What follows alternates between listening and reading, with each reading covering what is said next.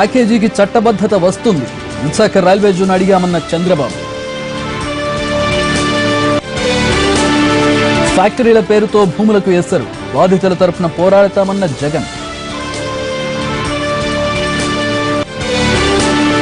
400 ఎకరాల్లో medical park, ఐటీకి దీటుగా అభివృద్ధి చేస్తామన్న కేటీఆర్. హోదాపై ఎందుకు తగ్గారు, ప్యాకేజీ ఎందుకు ఇచ్చారు? పార్లమెంట్లో కేంద్రానికి విజయసాయి సూటి ప్రశ్న. పాక్ ఆక్రమిత ల్యాండ్ కు ఇండియన్ ఆర్మీ రెంట్, సైన్యంలో వెలుగు చూసిన భూ కుంభకోణం. సుప్రీంకోర్టులో సుబ్రత రాయ్కు చుక్కెదురు, 39,000 కోట్ల ఆస్తులు అటాచ్ చేయాలని ఆదేశం. వెల్కమ్ టు 30/60 విత్ మీ చక్రవర్తి. వివరాల్లోకి వెళితే తమిళనాడు ముఖ్యమంత్రిగా అన్నాడీఎంకే అధినేత్రి శశికళ రేపు బాధ్యతలు చేపట్టబోతున్నారు. రేపు ఉదయం 8:45 మద్రాస్ యూనివర్సిటీ హాల్లో జయ ప్రమాణ స్వీకారం చేస్తారని అన్నాడీఎంకే అధికారికంగా ప్రకటించింది. జయలలిత గతంలో 2 సార్లు ముఖ్యమంత్రిగా బాధ్యతలు చేపట్టిన మద్రాస్ హాల్ని శశికళ తన పట్టాభిషేకానికి ఎంచుకున్నారు. శశికళతో పాటు కొందరు మంత్రులుగా ప్రమాణ స్వీకారం చేసే అవకాశం ఉంది. శశికళతో పాటు మరికొందరు మంత్రులుగా ప్రమాణ స్వీకారం చేస్తారని, పన్నీర్ సెల్వంకు డిప్యూటీ సీఎం పదవి ఇస్తారని ప్రచారం జరుగుతోంది. శశికళ ప్రమాణ స్వీకారానికి భారీ ఎత్తున ఏర్పాట్లు చేస్తున్నారు. వర్సిటీ హాలును పోలీసులు తమ స్వాధీనంలోకి తీసుకున్నారు. గట్టి బందోబస్తు ఏర్పాటు చేశారు. చిన్నమ్మ ప్రమాణ స్వీకారానికి ఎమ్మెల్యేలతో పాటు రాష్ట్రం నలుమూలల నుంచి పార్టీ కార్యకర్తలు కూడా పెద్ద ఎత్తున తరలి వస్తారని అంచనా. హాల్ లోపలికి రాలేని వారి కోసం బయట భారీ స్క్రీన్లు కూడా ఏర్పాటు చేస్తున్నారు.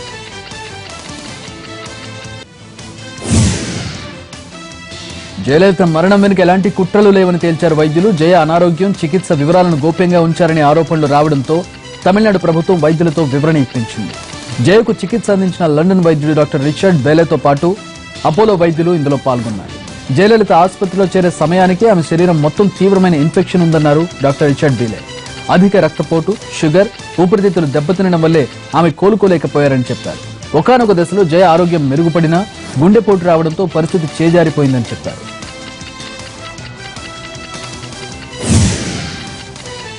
ఎన్టీఆర్ జీవిత చరిత్రతో సినిమా తీస్తానని ప్రకటించారు బాలకృష్ణ. తన తండ్రి నిజ జీవిత పాత్రను తానే నటిస్తానని చెప్పారు. సినిమాకు దర్శకుడు ఎవరన్నది ఇంకా ఖరారు చేయలేదన్నారు. సినిమాలో అన్ని కోణాలు ఉంటాయన్నారు బాలయ్య. అంతకుముందు కృష్ణా జిల్లా నిమ్మకూరులో టీడీపీ జాతీయ కార్యదర్శి నారా లోకేష్ తో కలిసి ఆయన పర్యటించారు. 30 పడకల ఆసుపత్రి నిర్మాణానికి ఇద్దరు కలిసి భూమి పూజ చేశారు.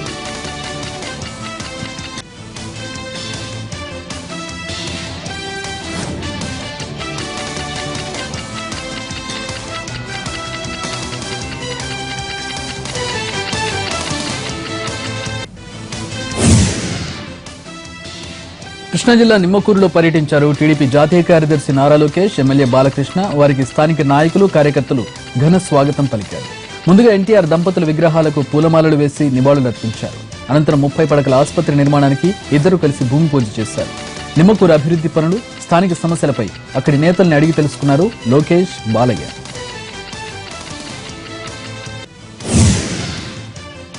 ఫ్యాక్టరీల పేరుతో రైతుల నుంచి ప్రభుత్వం బలవంతంగా భూములు సేకరిస్తే బెంగాల్లోని సింగూరు తరహాలో పోరాటం చేస్తామన్నారు ఏపీ ప్రతిపక్ష నేత జగన్. అనంతపురం జిల్లా కొండపల్లిలో పర్యటించిన ఆయన రైతులతో మాట్లాడారు. 70 ఏళ్లుగా తాము సాగు చేసుకుంటున్న భూములను ప్రభుత్వం లాక్కుంటోందని ఆరోపించారు రైతులు. భూముల విషయంలో రైతులకు బాధ్యతగా ఉంటామన్న జగన్ అవసరమైతే న్యాయ పోరాటం కూడా చేస్తామని హామీ ఇచ్చారు. జనాన్ని పక్కదో పట్టించడం తప్ప మరో విషయం జగన్ కు తెలియదని మండిపడ్డారు టీడీపీ నేతలు. ఉరవకొండలో జగన్ ఒక్కరోజు దీక్షపై తీవ్రస్థాయిలో ధ్వజమెత్తారు. ప్రాజెక్టుల పూర్తి కోసం అహర్నిశలు చంద్రబాబు కష్టపడుతుంటే పనిగట్టుకుని వైసీపీ విష ప్రచారం చేస్తోందని ఆరోపిస్తున్నారు.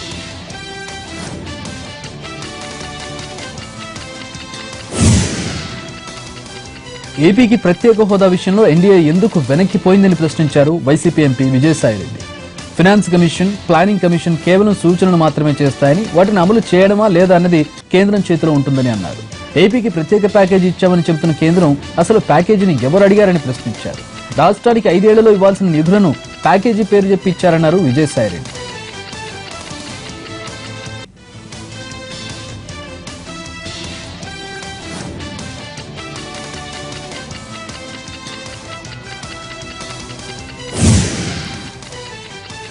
లైఫ్ సైన్స్ రంగంలో హైదరాబాద్ లీడర్గా ఎదుగుతుందని ఆశాభావం వ్యక్తం చేశారు తెలంగాణ ఐటీ గ్రామీణాభివృద్ధి శాఖ మంత్రి కేటీఆర్.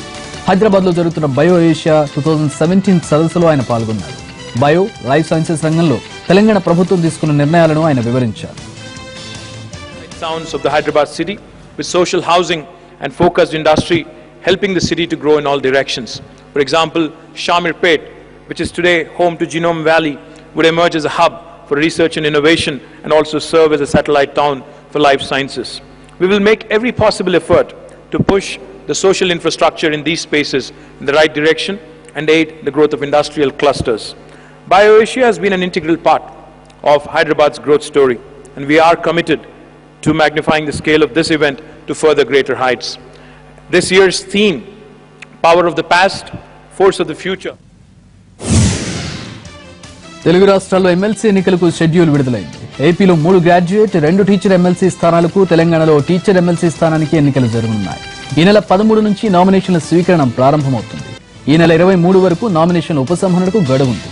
మార్చి 9న ఎన్నికలు జరుగుతాయి. మార్చి 15న ఫలితాలు ప్రకటిస్తారు.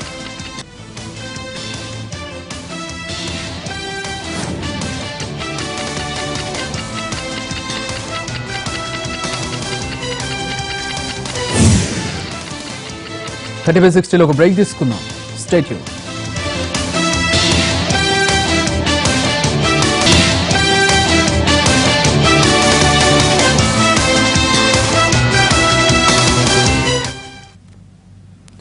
న్యూస్. హైదరాబాద్ లో జరుగుతున్న బయో ఏషియా 2017 సదస్సులో గవర్నర్ నరసింహన్ మాట్లాడుతున్నారు. లైవ్ చూద్దాం. Because in all these cases, I think if we are able to detect it at an early stage, prevention will be better than cure, or even detection at an early stage would probably help the man to survive and improve his quality of life. How do we really do that? Just as we have now done it for tuberculosis, I request Dr.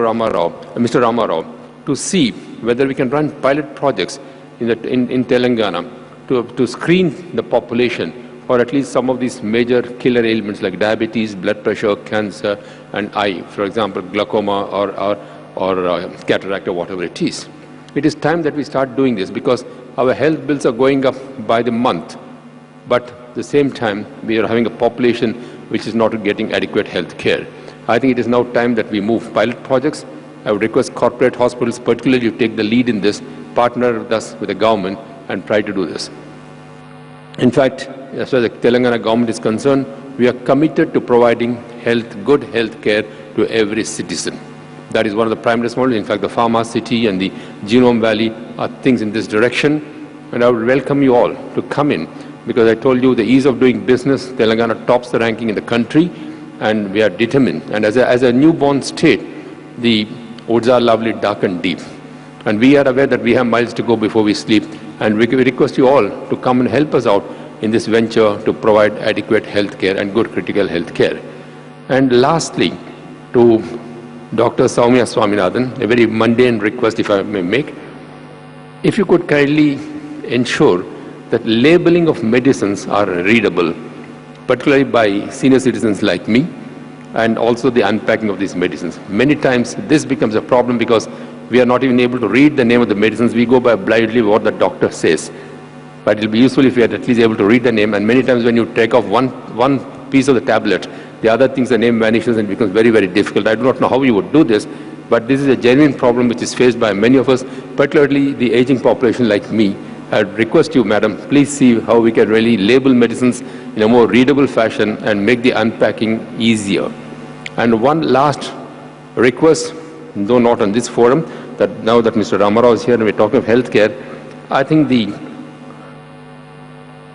drug controlling authorities must really understand the twin effects of medicines. In some cases, a medicine which is useful for an ailment may not be useful for another ailment, but we should not take the negative aspect, but take the positive aspect. I am aware that in the case of eye care, for example, there are some medicines which are used for probably heart purposes, and which probably are not good for the heart, but good for the eye. It can be used. And not that it is not good for the heart, but it can also be put to a twin use.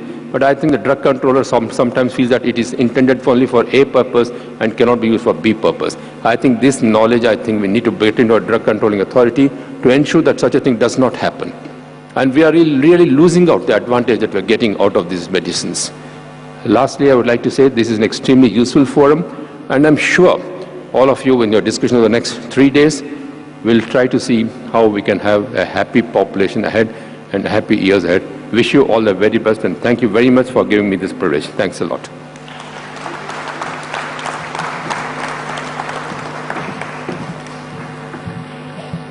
Thank you very much, sir, for extending your support and being present with us for the inauguration of BioAsia 2017. Ladies and gentlemen, I'm now going to request Shri K.T. Ramarao Garu to kindly present a memento to our chief guest, Shri E.S.L. Narasimhan Garu, Honorable Governor of Telangana, as a token of our gratitude.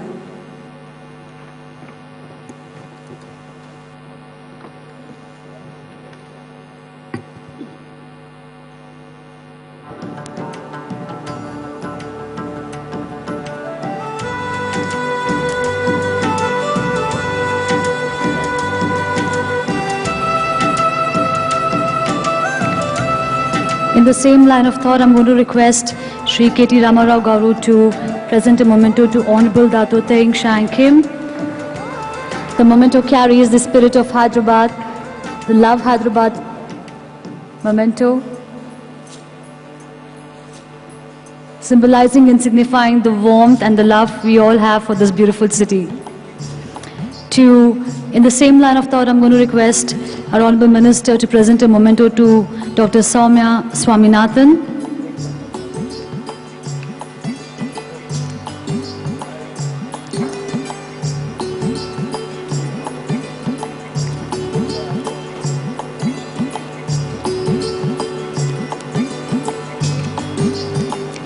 May I further request Mr. Jayesh Ranjan to present a memento to our Honorable Minister, Shri K.T. Ramarao Garu.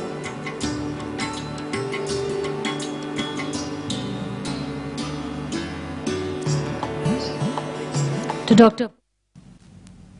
BioAsia సదస్సు 2017 ప్రత్యక్ష ప్రసారంలో చూసాం. Break తర్వాత మరిన్ని updates లో కొడదాం. Stay with us.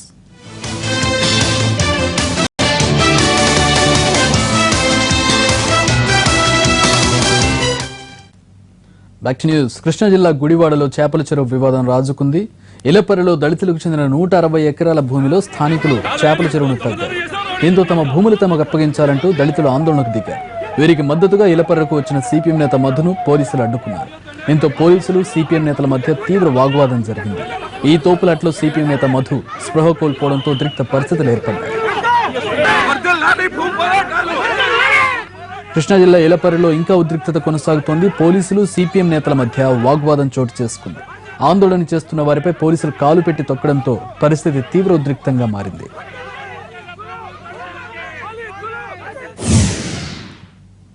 గిట్టుబాటు ధర కల్పించడం లేదంటూ ఖమ్మం మార్కెట్ యార్డులో మిర్చి రైతులు ఆందోళనకు దిగారు.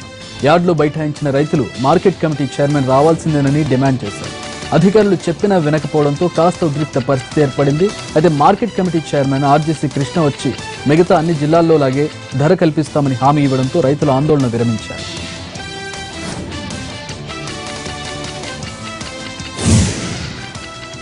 పట్టిసీమ తరహాలోనే తమకు పరిహారం అందించాలంటూ పురుషోత్తపట్నం బాధిత రైతులు ఆందోళన బాట పట్టారు. పురుషోత్తపట్నం నుండి సీతానగరం తహసీల్దార్ కార్యాలయం వరకు నిరసన ర్యాలీ చేపట్టిన రైతులు అక్కడ ఆందోళనకు దిగారు. ప్రాజెక్టు కారణంగా 5 గ్రామాల్లో 310 మంది రైతులు నష్టపోతున్నారని, వారికి భూసేకరణ చట్టం ప్రకారం న్యాయం చేయాలని డిమాండ్ చేస్తున్నారు.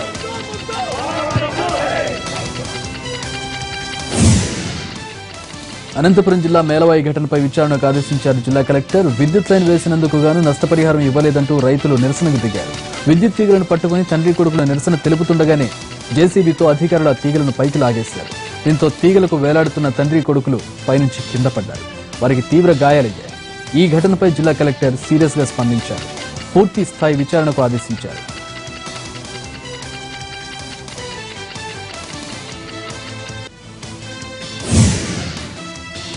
నీలోఫర్ ఆసుపత్రి ఘటనపై 3 వైద్యుల కమిటీ నివేదిక ఇచ్చింది. డైరెక్టరేట్ ఆఫ్ హెల్త్ ఎడ్యుకేషన్ కు సీల్ కవర్లో నివేదిక ఇచ్చింది. ఉన్నతాధికారులు నివేదికను పరిశీలించిన తర్వాత దానికి సంబంధించిన బాధ్యులపై చర్యలు తీసుకోనున్నారు. మరోవైపు ఆపరేషన్లు నిలిచిపోవడంతో బాలింతల బంధువులు ఆసుపత్రి దగ్గర ఆందోళనకు దిగారు.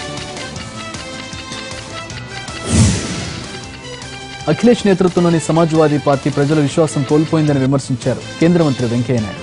2012లో యూపీలో సొంతంగా గెలిచిన ఎస్పీ అధికారంలోకి వచ్చాక ఎన్నికల హామీలు నెరవేర్చడంలో విఫలమైందన్నారు. ములాయం నుంచి సైకిల్ను లాక్కుందని, హ్యాండిల్ను దేశాన్ని ముంచేసిన కాంగ్రెస్ చేతిలో పెట్టిందన్నారు వెంకయ్య. యూపీ ఎన్నికల్లో సమాజ్వాదీ కాంగ్రెస్ పార్టీ కూటమి 300కు పైగా సీట్లు సాధించడం ఖాయమని ధీమా వ్యక్తం చేశారు సీఎం అఖిలేష్ యాదవ్. ఇతర పార్టీలు ఎన్ని అబద్ధపు హామీలు ఇచ్చినా ప్రజలు మా కూటమికే పట్టం కడతారన్నారు అఖిలేష్. అనంతపురం జిల్లాలో రోడ్డు ప్రమాదం జరిగింది. అనంతపురం నుండి తిరుపతికి వెళ్తున్న ఆర్టీసీ బస్సు బత్తలపల్లి మండలం నల్లబోయినపల్లి వద్ద కారును ఢీకొట్టింది. ఈ ప్రమాదంలో 2 మృతి చెందగా 15 మందికి తీవ్ర గాయాలయ్యాయి. బాధితులను ఆసుపత్రికి తరలించి చికిత్స అందిస్తున్నారు. క్షతగాత్రుల్లో ఒకరి పరిస్థితి విషమంగా ఉంది. విజయవాడ సత్యనారాయణపురంలోని రవీంద్ర భారతి స్కూల్లో అగ్ని ప్రమాదం జరిగింది. ప్రయోగశాలలో మంటలు అంటుకున్నాయి. వెంటనే అప్రమత్తమైన టీచర్లు విద్యార్థులను బయటకు పంపేశారు. దీంతో పెను ప్రమాదం తప్పింది. సమాచారం అందుకున్న అగ్నిమాపక సిబ్బంది రంగంలోకి దిగి మంటలను ఆర్పేశారు. ఢిల్లీలో భారీ అగ్ని ప్రమాదం జరిగింది. ముకుంద్ ప్రాంతంలోని 3 ఫ్యాక్టరీల్లో మంటలు అంటుకున్నాయి. 32 ఫైర్ ఇంజన్లు రంగంలోకి దిగి మంటలను ఆర్పేశాయి. మంటలు ప్రస్తుతం పూర్తిగా అదుపులోకి వచ్చాయి. కాటన్ ఫ్యాక్టరీ కావడంతో మంటలు త్వరగా వ్యాపించాయి. పెద్ద ఎత్తున ఎగిసిపడ్డాయి. వాటిని ఆర్పేందుకు తీవ్రంగా శ్రమించారు అగ్నిమాపక సిబ్బంది. ప్రమాదంలో కోట్లాది రూపాయల కాటన్ కాలి బూడిదైంది. అయితే ఎలాంటి ప్రాణ నష్టం జరగకపోవడంతో ఊపిరి పీల్చుకున్నారు. ఢిల్లీలోని బిజీ మెట్రో స్టేషన్ వద్ద కాల్పులు కలకలం రేపాయి. నెహ్రూ ప్లేస్ మెట్రో స్టేషన్ వద్ద పోలీసులకు రౌడీ షీటర్లకు మధ్య ఉదయాన్నే ఎన్కౌంటర్ జరిగింది. కరడుగట్టిన నేరస్తుడు అక్బర్ను పోలీసులు అదుపులోకి తీసుకున్నారు.